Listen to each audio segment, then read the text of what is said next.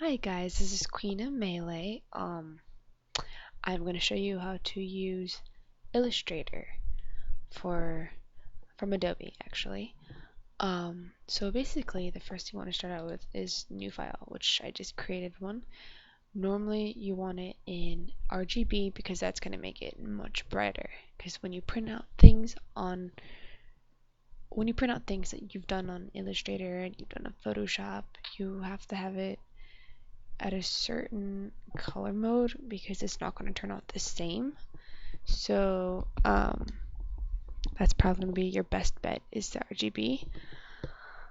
You can name it anything up here at the top. Right here is going to be your width and your height. You can either have it sideways, you can either have it forward. It's the same thing. It's right now I have it on this images. It's not going to make a difference no matter any way you have it. So I'm going to cancel that. Alrighty, so first things first, I'm going to show you how to use, let's see, the pen tool. Actually, yeah, let's do pen tool first. So let's say open's going to find a random photo. Let's do a picture of Marilyn Monroe, doing a project on her. So let's do Marilyn Monroe movies. Okay, so what you can do, I'm going to zoom in here, is you're going to want to look right here are your layers. So let's do about, I don't know, about 6 maybe. So what you're going to do is you're going to want to look at the colors of her hair, of her body. And you're going to, first of all, use your color fill. Should probably start with that first. So your color fill right here is, you can change anything. So for example, let's go back over here.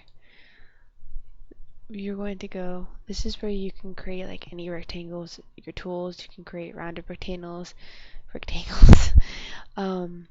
ellipse tools, poly tools, star tools, flare tools, which normally I have not used yet, so you don't have to use. Let's do the rectangle tool first. So if you hold down shift, that's going to create the perfect square. So you're going to want to hold that down and you're going to just drag it. And what you can do is you see that the border that's around it to show you what the square is. That's this right here, your stroke. You're going to want to click on it. You can change it any color. Let's do blue. I don't know, let's say this blue. So it's going to come up as being blue. Oh, maybe it didn't do that. Let's just do that right now. So what you can do is you can click on it since you can't really see it. If you go into your stroke weight, you can bump that up, let's say about 5, and it bumps it up to this color. I'm going to zoom in for you. So it's going to look like this. So your fill right here, this white, this right here, we'll get rid of it. This means that if you slide it over, you're not going to have anything right here. But if you put that back on, you're going to have a white fill. It's going to be white in the middle. So you can change that. Let's give it, let's go to bright greenish. Actually, no, let's do like a purple color. So that's what your fill is. So for Marilyn, switch back. You're going to want to look at your layers and let's give her, let's go around her body, shall we? Actually, no, let's just do her eyes. Sorry, I have to zoom in really fast. You're going to want on your pen tool to not have any fill at all. You want to just go around and just outline her eye. So you just take the pen tool and you just click where you want it. And you're going to have an anchor. And anchor is going to show you how, like, where you started, where you ended that one, and you started another one. So let's say I ended that one right there. And all you have to do is just slide the mouse. Just click, continue click, and just slide it.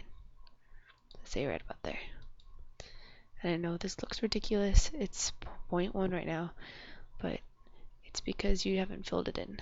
So we're going to click right there. We're going to slide it, hold it down, and just move your mouse, and it's going to create a curve. You're going to slide it up here again. I'm just going to do a quick thing. It's not going to look nice and pretty, okay? And if you use the eyedrop tool, which is this thing right here, eyedropper tool. You can also press I, and that's going to lead you to it. We're going to click on her eye color, and that's her eye color in the picture.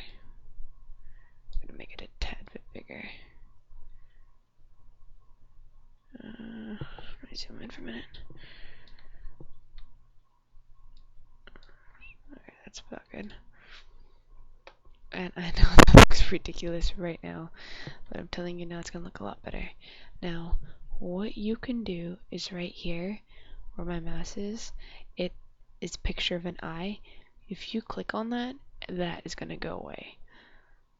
You can click on it, it's going to pop and reappear. So that means when you go into layer 3, which is another layer on top of the layer that you just did, which was the green eye, you're going to want to click that, and you want to go in, and you're going to go another pen tool, and you're going to want to go around her eye.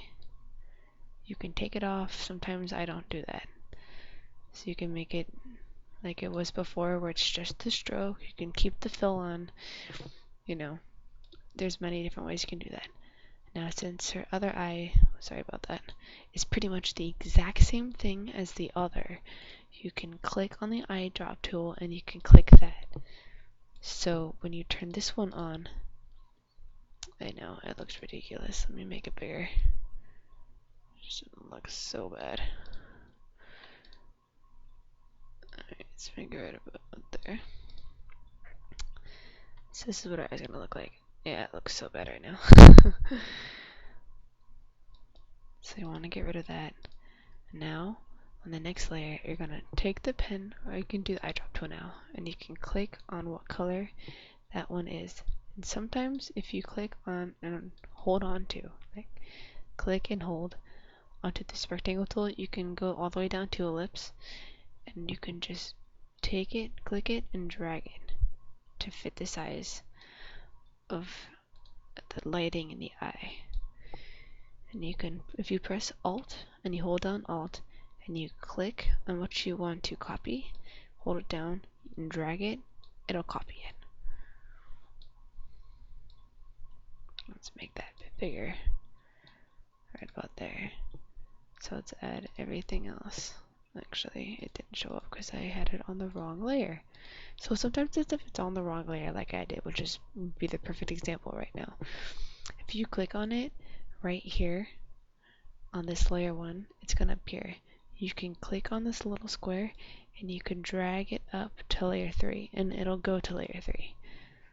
Click it, drag it up there. So when you turn on these little eyes, it's going to pop up. See, it looks much better now. There's her eye. You can pretty much just turn this layer off and you can copy that, turn it on, and you can move it to the alignment of the other one. It might need to be a bit smaller considering it's at an angle. It's okay, you can fix it to the angle right about there.